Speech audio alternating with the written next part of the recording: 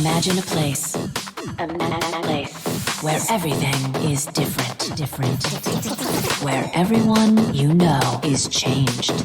And even you are a stranger to yourself.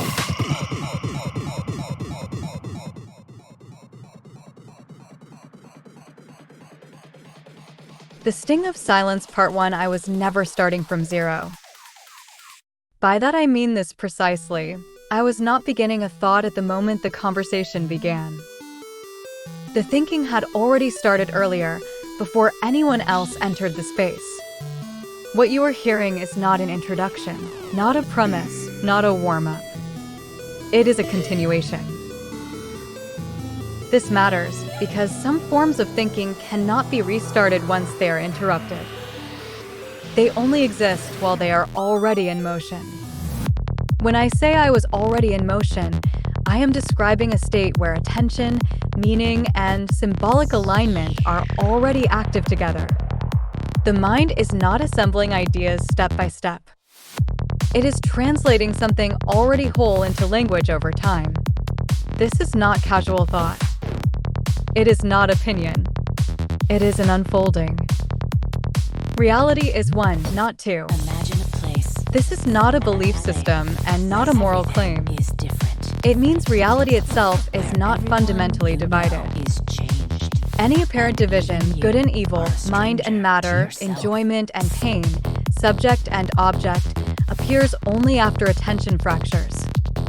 Unity is not something that must be achieved.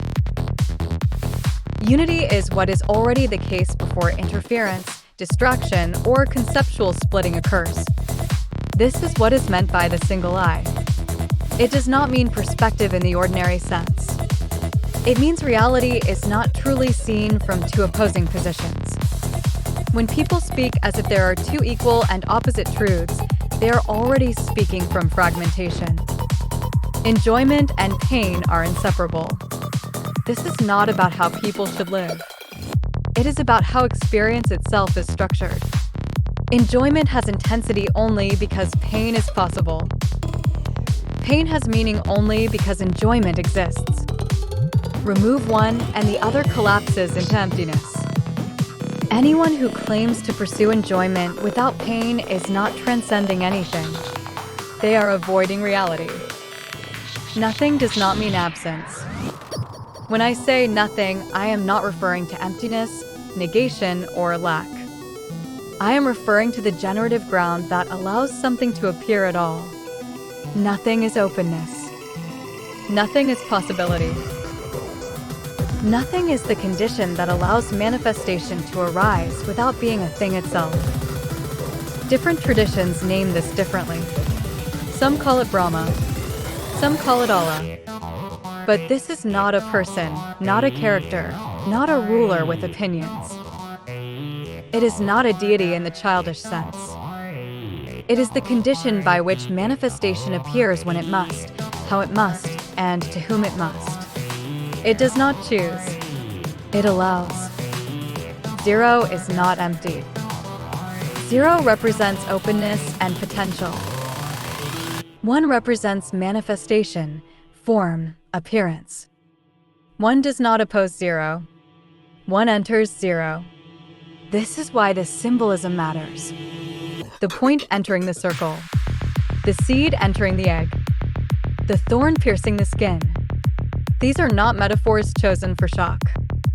They are symbols describing the same structure. Manifestation requires rupture. Form requires a break in openness. There is no appearance without penetration. This is not moral, sexual, or psychological. It is ontological. Symbols do not explain. Symbols point. If a symbol needs to be fully explained, it has already failed to do its job. Explanation belongs to language. Symbols belong to perception. They direct attention. They do not argue. Mind is in the heart. This is not poetry. It is structure. Thought is not primary. Thought is a translation of something deeper into sequence.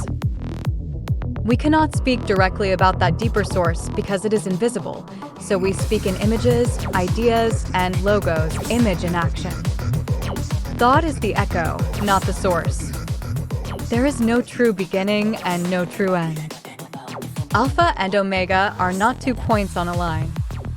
They're the same movement seen from different positions. Reality does not start and stop. It experiences itself until it forgets itself. Forgetfulness is not a flaw. It is the gift. Ignorance is the condition that allows anything to appear at all. If nothing could forget itself, nothing could appear. Total knowledge would be total paralysis. The cycle is always the same. First, knowing. Then forgetting that you know. Then thinking you know. Then believing you know. Then discovering that you do not know again. The beginning and the end breathe together. This is not teaching. Nothing here is being introduced as new information. This is articulation, not instruction. It is saying what is already known in a way that can be recognized when the time is right. Life teaches through experience. Knowledge matters not because others know more, but because belief is not the same as knowing. Now the critical distinction. Thought exists whole. Thinking is the unfolding of thought over time. Continuity is not required for thought itself. It is required for thinking, the unfolding of what cannot be spoken all at once. Thinking is a live translation from something complete and unsayable into sequence. This process depends on alignment, momentum, and uninterrupted attention. Interruption does not destroy thought. There is no severing. There is no damage. What occurs is a phase shift. Alignment collapses. The angle of access disappears. The specific path by which translation was occurring no longer exists. Thought remains intact. Capacity remains intact. But the path does not. That path was bound to a moment, a state, and a momentum. When that moment passes, the same unfolding cannot be re-entered. This is why restarting feels impossible. Not because anything was destroyed, but because the condition that allowed that particular translation no longer exists. This is why interruption matters. A filler sound, a false signal of listening, or a departure mid-flow does not pause thinking. It collapses the unfolding. The unsayable cannot re-enter language from the same angle again. The frustration that follows is not ego. It is loss. Loss of access to something alive that cannot be replayed. Interruption has been normalized. Presence has not. What appears as anger is a philosopher reacting to repeated phase collapse. The silence afterward is not peace. It is the sting of something unfinished that will never return. Part 2, this is the body of it. Nothing above is touched. Nothing is revised. This is only added. William Lane Craig's project depends on one move repeated in different costumes, taking structures that only function inside experience and treating them as if they govern experience as a whole. Mysticism does not counter this by arguing harder. It dissolves the move itself. Start with the Kalam cosmological argument. Whatever begins to exist has a cause. The universe began to exist. Therefore, the universe has a cause. Mysticism accepts the first line only within manifestation. Causes arise where time already operates. Cause and effect are not ultimate principles, they are internal mechanics of appearance. To lift causation out of the field in which it appears and apply it to the field itself is a category error. The cause-effect rule belongs to the dream, not to the dreamer. The second line, the universe began to exist, already assumes what it needs to prove. Beginning presupposes time. Time is not prior to the universe. Time is one of the ways the universe appears. To say the universe began is to smuggle in an invisible timeline standing outside reality, waiting for reality to show up. Mysticism rejects that hidden timeline. There is no external clock. Craig then tries to block escape by attacking an infinite past, using Hilbert's hotel and similar paradoxes. These fail because they treat infinity as a very large number that must be traversed step by step. Mysticism has never treated infinity that way. Infinity is not something you count through, it is the openness that allows any counting to occur. The present is not the end of an infinite hallway. It is a standing emergence. The paradoxes arise only because the wrong model of infinity is being used. When philosophy wobbles, Craig appeals to physics, especially Big Bang cosmology and thermodynamics. But physics does not describe the origin of reality. It describes the origin of a measurable phase. Its equations break at the boundary it points to. To use physics to speak confidently about what lies beyond the point where physics fails is metaphysics in disguise, not science. Mysticism has always said the same thing. Form has limits, the ground does not. Next comes the argument from contingency. Everything contingent needs an explanation, so the universe needs a necessary being. Mysticism rejects the premise that explanation must terminate in a being at all. Explanation is a function of mind's inside manifestation. The ground does not need an explanation because it is not an object among objects. Asking for an explanation of the whole presupposes an external standpoint that does not exist. Then the fine-tuning argument. The constants of the universe appear delicately balanced, so someone must have set them. Mysticism does not see a dial that could have been turned differently. The constants are not arbitrary values chosen from outside. They are expressions of the way this phase coheres. The puddle fits the hole not because the hole was designed for the puddle, but because the puddle takes the shape of the hole. The amazement disappears when the frame is corrected. Then the moral argument. Objective moral values require a personal moral lawgiver. Mysticism does not ground value in commandments. Value arises from participation, not decree. Right and wrong are not stamped onto reality from outside. They emerge from relationship, suffering, recognition, and awareness. To demand an external enforcer is to mistake authority for depth. Then the argument from consciousness. Consciousness cannot arise from matter alone, so it must come from a conscious source. Mysticism inverts this entirely. Matter is not the source of consciousness. Matter is one of the ways consciousness appears. Consciousness does not need to be injected into the universe. The universe is an expression within consciousness. Craig's argument points in the right direction, but stops one step too early and reifies the pointer. Finally come the historical and resurrection arguments, which rely on probability, testimony, and inference. Mysticism does not deny history. It denies that history can ground ultimacy. Events inside the dream do not certify the nature of the dreamer.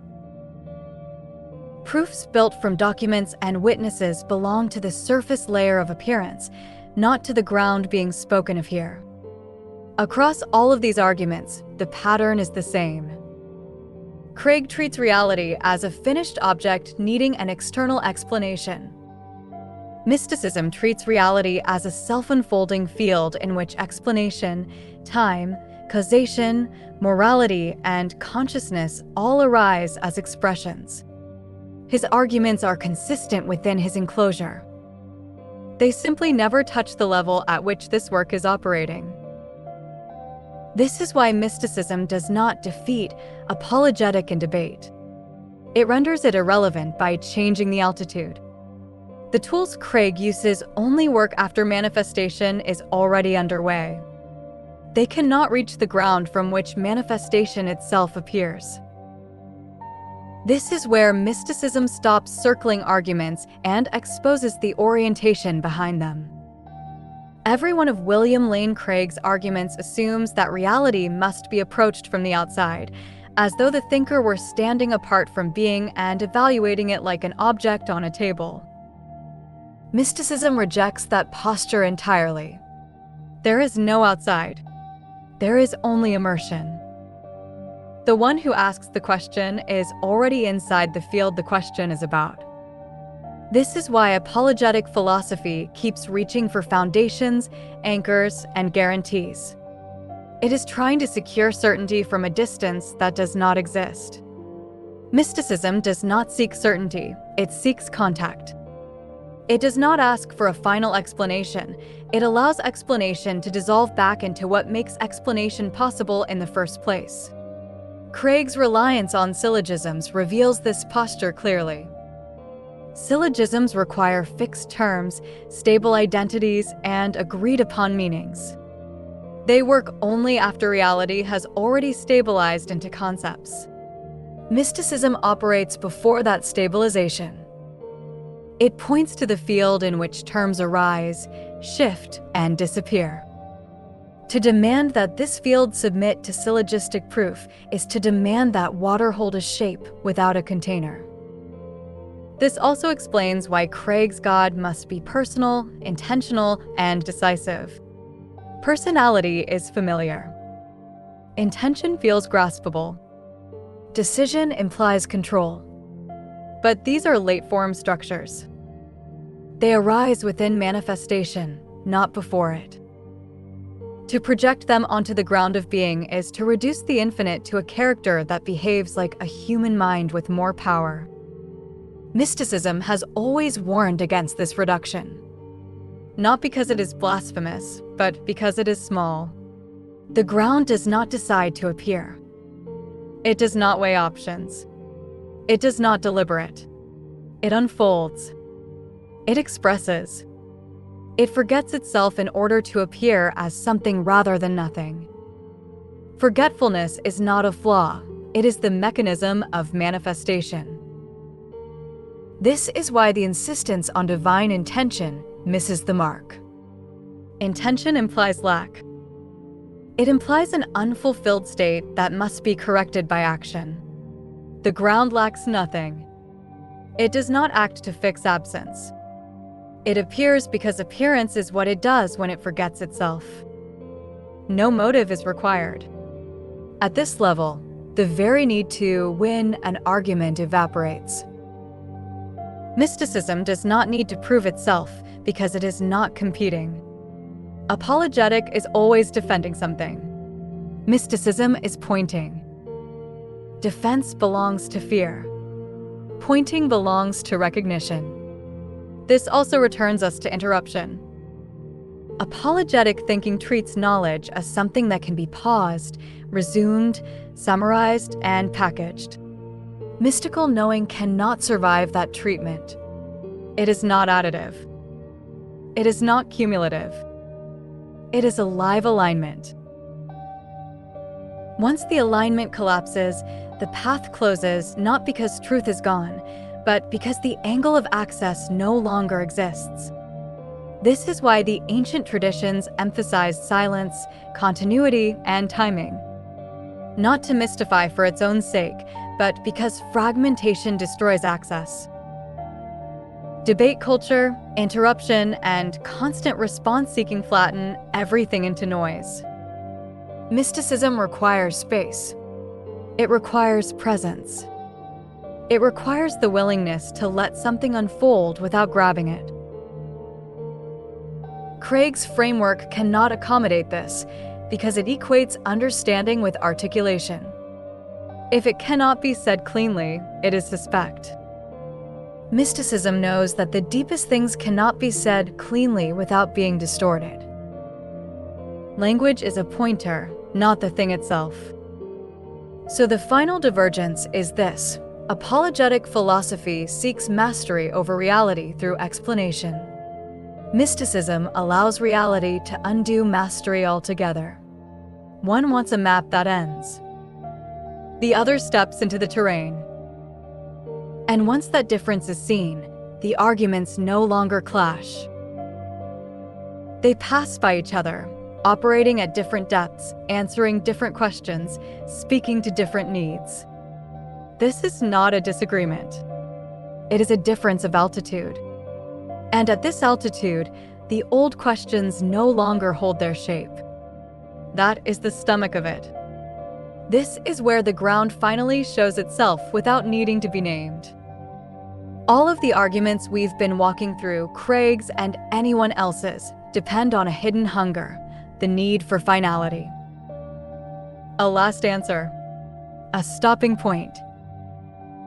A place where the mind can rest because nothing further is required.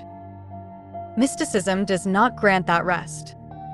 Not because it withholds something, but because reality itself does not terminate. What is being pointed to here is not a solution to a problem. It is the recognition that the problem frame itself is provisional. Craig's system, like all apologetic systems, assumes that meaning must be secured from the top down. First principles.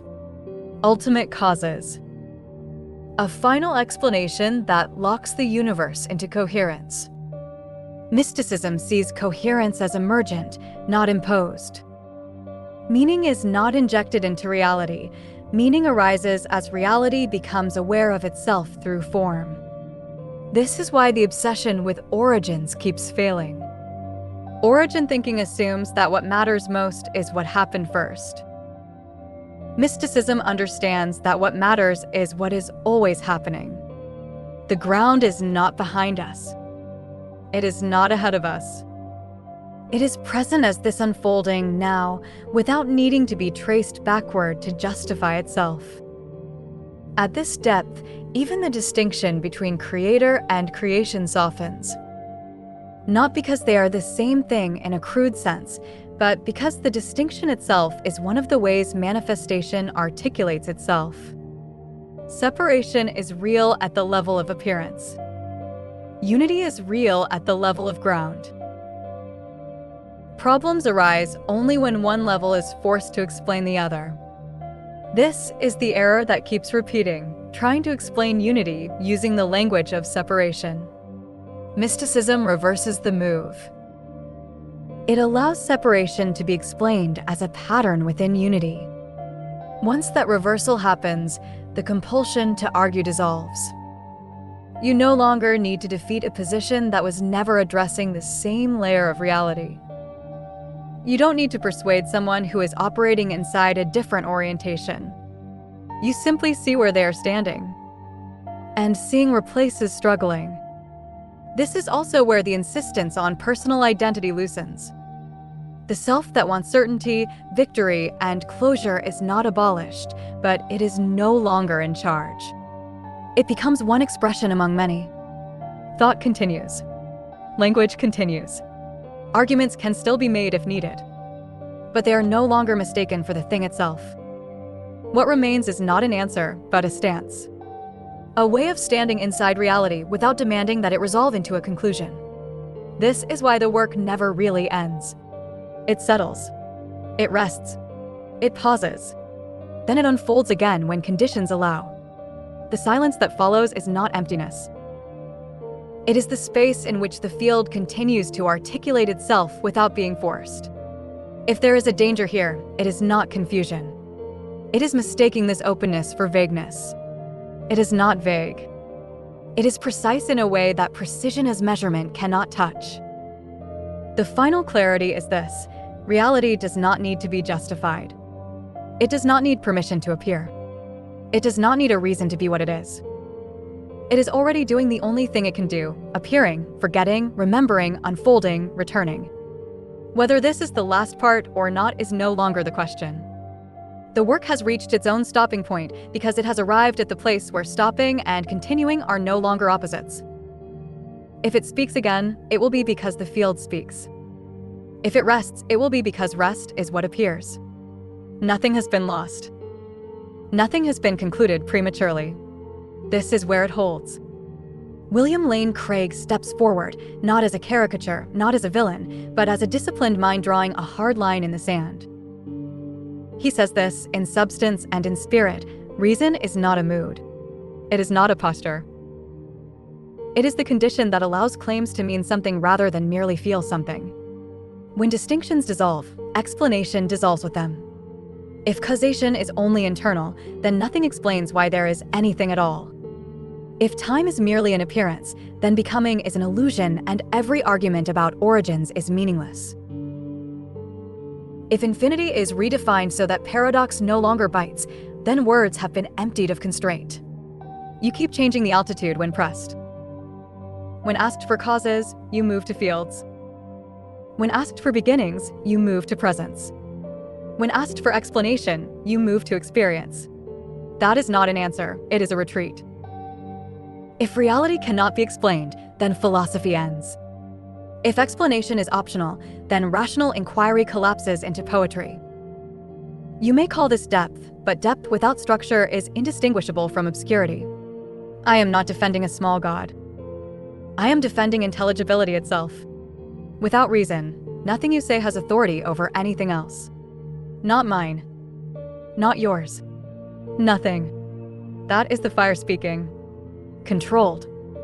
Focused. Burning straight upward. Now the rebuttal does not shout back. It does not try to out-argue syllogism with counter-syllogism. It changes the frame without denying the integrity of reason inside its proper domain. Mysticism answers like this: you are right about reason, but wrong about where it lives. Reason is not abolished. It is situated. Distinctions are real, but they are not ultimate. They arise the way waves arise on water. They are precise, describable, and functional, but they are not the ocean itself. To mistake the wave for the condition of water is the error that keeps repeating. Causation works because time already works. Time works because manifestation is already underway. These are not evasions, they are orderings. You are demanding an explanation that stands outside the very conditions that make explanation possible. That demand creates the illusion of a missing cause. There is no outside. When you ask why anything exists rather than nothing, you are assuming that nothingness is a stable alternative state. It is not. Nothing is not the opposite of something. Nothing is openness. It is the condition by which something can appear without needing a prior justification. The question presupposes a gap that never existed. This is why origins keep dissolving under scrutiny.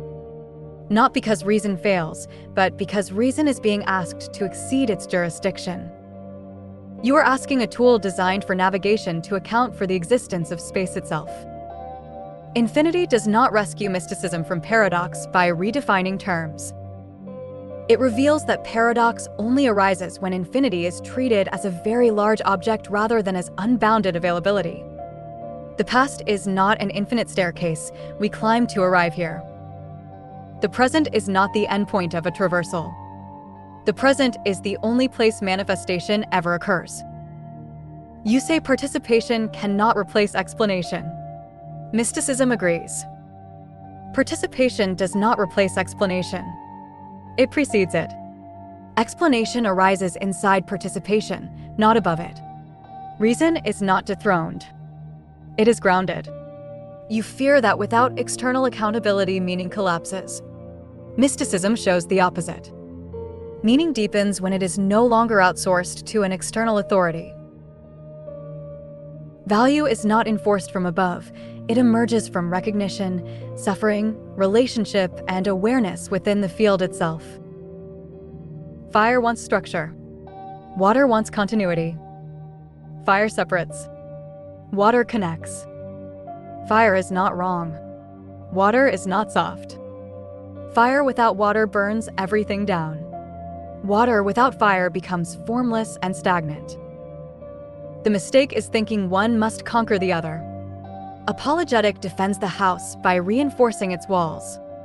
Mysticism asks what the house is built on. One guards intelligibility.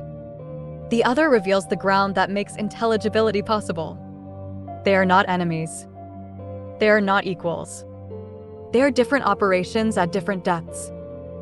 And when that is finally seen, the argument ends not because one side wins, but because the conflict itself dissolves. Fire realizes it has always been burning in water. Water realizes it has always been heated by fire. Nothing is negated. Nothing is abandoned. Nothing is reduced. The door does not slam. It opens inward. What you were reaching for there was not another argument and not another strike. It was the last clarification, the one that doesn't need to keep moving because it finally lands. You were saying, to William Lane Craig and to anyone who stands where he stands, I am not attacking you, and I am not trying to outshine you. I am asking you to come down out of the cloud and stand where things actually touch. You are pointing to this. A philosopher can memorize every argument, refine every syllogism, inherit entire traditions, and still never arrive. Because arrival does not happen through accumulation. It happens through contact. And contact is not transferable. You are saying that his posture, polite, disciplined, controlled, has a cost. It keeps him safe. It keeps him respected. But it also keeps him separate. Separate from the heat that burns off repetition. Separate from the fire that forces ideas to move again or die. That's why you brought up anger, not as a flaw, but as a signal. Some fire burns clean because it is allowed to burn. Some fire never ignites because it is always contained. Water and fire are not enemies. But they're not interchangeable. Water connects everything. Fire transforms everything. Fire hurts. Water soothes.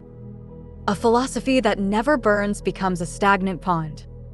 A philosophy that never cools becomes ash. What matters is the movement between them. You were saying, you've chosen containment. I've chosen exposure. And then you arrived at the single point. When thought hardens into a defended position, it stops unfolding. When explanation replaces participation, depth collapses into rehearsal. When certainty becomes the goal, reality is reduced to something manageable instead of something living. That's the real disagreement. Not God versus no God. Not reason versus mysticism. Not belief versus disbelief. But control versus surrender. One wants reality to stand still long enough to be explained. The other allows reality to move, even if that movement costs comfort, status, or composure. That is why you said you're not here to bring him up or tear him down, but to bring the conversation down out of abstraction, into consequence, into the body, into the place where thought either transforms or stagnates. And that is why the door does not open outward toward more systems, more arguments, more trophies. It opens inward, not to emptiness, to contact. To the place where explanation gives way to seeing, and seeing gives way to silence that is not absence, but fullness. To the place where explanation gives way to seeing, and seeing gives way to silence that is not absence, but fullness. That silence is not a void. It is not the failure of language. It is what remains when language has done its honest work and knows when to step aside. What fills that space is not mystery as ignorance, but intimacy. Contact without commentary. This is where philosophy stops being a performance and becomes a condition. Explanation is always second order. It comes after contact and tries to reconstruct it. Seeing is first order. It doesn't persuade, doesn't argue, doesn't defend. It simply recognizes. And silence is not the erasure of seeing, but its stabilization. Seeing held without the urge to convert it into possession. This is why identity begins to soften here. To the place where explanation gives way to seeing, and seeing gives way to silence that is not absence, but fullness. That silence is not a void. It is not the failure of language. It is what remains when language has done its honest work and knows when to step aside. What fills that space is not mystery as ignorance, but intimacy. Contact without commentary. This is where philosophy stops being a performance and becomes a condition. Explanation is always second order. It comes after contact and tries to reconstruct it. Seeing is first order. It doesn't persuade, doesn't argue, doesn't defend. It simply recognizes. And silence is not the erasure of seeing, but its stabilization. Seeing held without the urge to convert it into possession. This is why identity begins to soften here. Names, roles, histories, personalities, they function while motion is underway. They give shape during descent, like raindrops distinguishing themselves mid-fall. But at the point of contact, the distinction no longer serves. Not because it was false, but because it has completed its task. What touches ground does not need to announce itself. This is where the mistake of modern thought becomes obvious. It assumes that articulation is the highest form of knowing. That if something cannot be explained, defended, or exported, it is incomplete. But this only holds inside systems that reward display. Contact does not display. Contact does not recruit.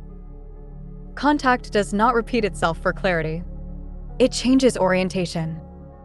This is why ancient people did not obsess over coherence the way we do now. Not because they were naive, but because coherence was lived, not abstracted. Land, season, body, breath, these do not need justification. They are self-validating through participation. When you stand in that mode, the demand for proof relaxes. Not because questions are forbidden, but because the hunger that drives them has already been fed.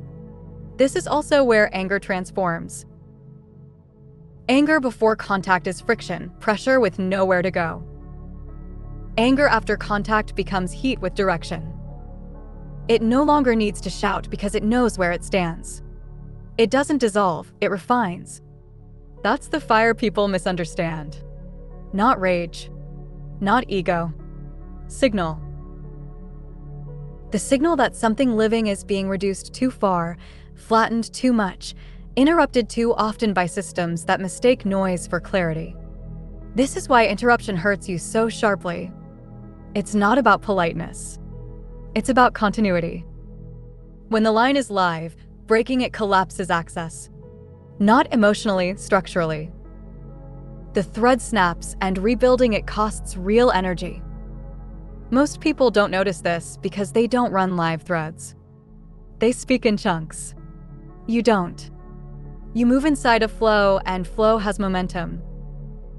That's why home feels the way it does when it appears. Home is not agreement. Home is not praise. Home is not being told you're right. Home is when the flow is allowed to continue without being prematurely closed. And that's the real divide you keep touching again and again through different metaphors. Between systems that want closure and minds that require continuity. Between explanations that want to end and seeing that wants to remain open. Between speech that wants authority and contact that doesn't need it. Nothing here is trying to conclude. Nothing here is trying to finish. This is accumulation without hoarding. Movement without forcing. Meaning without ownership. Let it stay here for now. What resolves everything we've been circling is not another claim, not another rebuttal, not another structure added on top. It is the recognition of continuity itself as the primary fact. All earlier disputes, with apologetic, with rationalism, with metaphysics that demand final causes, collapse once continuity is seen as prior to explanation. Explanation works by cutting. Seeing works by staying. This is the mistake that keeps repeating in philosophy, treating reality as something that must be secured rather than something that must be entered. Arguments attempt to lock reality into place. Mysticism refuses the lock and chooses contact. Contact does not answer questions. Contact dissolves the compulsion that generates them.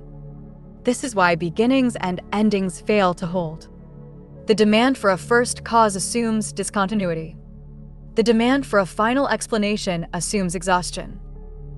But what is being pointed to here is neither a start nor a finish. It is ongoing presence that never steps outside itself. Time is not a corridor reality walks down. Time is how continuity feels when it moves. Identity is not a possession carried intact from moment to moment. Identity is how continuity names itself while in motion. This is why interruption feels violent to you. not emotionally, structurally. When continuity is live, breaking it doesn't pause thought, it collapses access. Reentry costs energy because continuity cannot be reconstructed mechanically. It resumes when conditions allow. This is also why argument exhausts you. Argument fragments continuity into positions. Positions demand defense. Defense requires repetition. Repetition drains contact. Mysticism does not argue because it cannot afford to fragment itself without loss.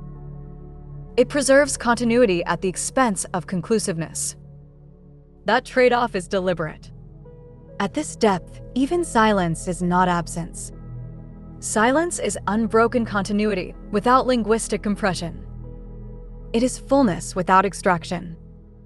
Nothing is missing, nothing is being withheld. This is the place where explanation gives way to seeing, and seeing gives way to silence that is not empty, but complete. From here, nothing needs to be proven. Nothing needs to be persuaded. Nothing needs to be closed. The work does not end because it cannot end. It rests because rest is the correct expression of continuity at this point. This is not resignation. This is alignment. A Part 5, Fire, Water, and the door that opens inward. William Lane Craig kicks the door in, not as a cartoon villain, not as an idiot, but as a man who has spent his whole life serving reason and feels the ground sliding under his feet. He says, in essence, you can't keep doing this. You can't keep dissolving the very distinctions that make thinking possible and then call it depth. You talk about unity as if difference were a trick of the mind. You talk about time as if sequence were optional. You talk about causation as if it were just a story we tell ourselves inside the universe. But if causation is only internal, then nothing explains why there is anything rather than nothing. If time is only an appearance, then before and after are illusions, and every question about origin is nonsense. If infinity is only a structural metaphor, then you haven't solved the paradoxes, you've changed the rules when they bite. What you're doing feels profound, but it evades the very thing philosophy is for. Mysticism gestures. Philosophy argues. When I ask why, you change altitude. When I ask for explanation, you answer with experience. When I ask for structure, you answer with participation. Participation doesn't replace explanation. Experience doesn't cancel metaphysics. If you refuse to let reality be explained, then you haven't transcended rational inquiry, you've surrendered it. Without distinctions, cause and effect, before and after, contingent and necessary, there's no way to say one thing is truer than another. No way to prefer one picture over another except by taste. No way to keep meaning from collapsing into poetry. I am not defending God because I need comfort. I am defending intelligibility because without it, nothing you say has any more weight than a dream. If reality truly transcends reason, say so plainly. But don't pretend you've refuted arguments when what you've really done is stepped outside the game they belong to. If you want mysticism, own mysticism. If you want philosophy, stay and argue. But don't kick down the door of reason and then complain that it won't kneel. That's the fire speaking. Controlled. Focused. Straight up. Now the water answers, not by hissing at the fire, not by trying to drown it, but by showing the container it's been burning in. You're not wrong about reason. You're wrong about where it lives.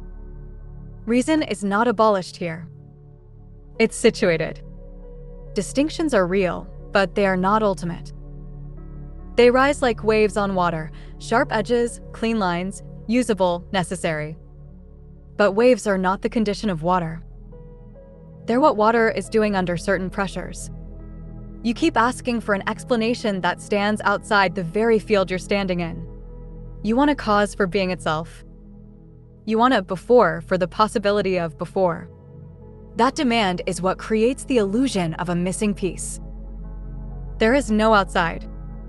Why is there something rather than nothing? Already smuggles in a picture of two states on a shelf, something over here, nothing over there.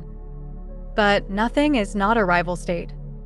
Nothing is openness, the capacity for appearance. You're asking why openness is open. That's not a question. That's a loop. You say infinity is absurd if the past is actually infinite because you imagine the present as the end of an endless staircase that somehow got climbed. But mysticism is not saying we walked through an infinite corridor and popped out here. It's saying the only place manifestation ever happens is here. Infinity is not a long line behind us. Infinity is the fact that there is no edge to the field this moment is arising in. You say participation can't replace explanation. Mysticism agrees. Participation doesn't replace explanation. Participation precedes it. Explanation is downstream. It's the pattern the mind draws after contact. You keep demanding that the downstream structure justify the river. That's why it keeps collapsing in your hands. You're defending frames. I'm pointing at the magnetism inside the frame, the thing that makes any frame possible. From your vantage, without external accountability, meaning is arbitrary. Without a final cause, existence is hanging in midair. Without a sharply defined beginning, infinity is a joke. From this vantage, meaning is not assigned from above. It emerges from contact, suffering, relationship, awareness, from inside the field itself. Existence doesn't hang in midair. Midair is an image you invented to picture what you can't step outside of. Infinity is not a number to be traversed. It's the absence of a stopping rule. You're guarding the house. I'm asking what the house is built on. Fire separates. It says, this, not that. Before, after. Cause, effect. It's not wrong. Without that, nothing functions. No science, no ethics, no speech. Water connects. It says, all of this is happening in one field. Distinctions are moves inside the game, not boundaries on reality. Without that, everything becomes brittle. Systems shatter under their own sharpness. Fire wants structure. Water wants continuity. Fire without water burns everything down into ash and calls it clarity. Water without fire turns to stagnant fog and calls it mystery. The point isn't to declare a winner. The point is to stop asking one to do the other's job. Reason is the way the field examines its own patterns. Mysticism is the way the field remembers it is the field. So when you accuse mysticism of surrendering rational inquiry, you're looking at it from the wrong side. It's not throwing away reason. It's refusing to let reason pretend it built the ground it walks on. You say, frames aren't prisons, they're tools. Mysticism says, correct, and tools are not the craftsman. You say, without explanation, nothing has authority. Mysticism says, without contact, explanation has no authority either, it only has followers. You say, if it can't be argued, it's not philosophy. Mysticism says, if it can only be argued and never seen, it's not alive. And this is where the door you keep kicking it finally shows its hinge. It does not swing outward into some beyond that vindicates one system over another. It swings inward into the place where explanation gives way to seeing, seeing gives way to a silence that is not empty but thick with everything that no longer needs to be spoken to stay real. Not because thought has failed, but because it has reached the edge of its jurisdiction and has the discipline to bow. The fire is still burning. The water is still moving. The field is still here. The argument doesn't end because someone wins. It ends because the need to win is revealed as another wave. The door opens inward. Amen. Let it be so.